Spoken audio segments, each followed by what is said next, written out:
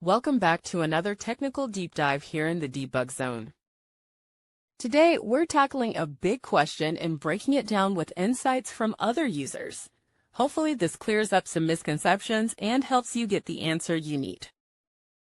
So buckle up, stay a little curious, and let's jump right in.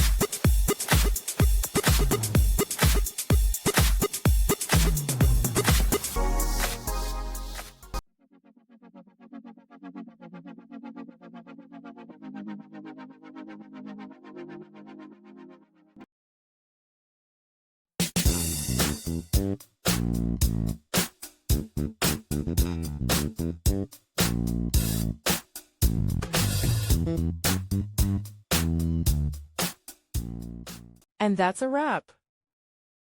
I hope you found the answer you were looking for. If you did, take a second to hit that subscribe button. It really helps out. And let me know in the comments which solution worked best for you. See you next time in the debug zone.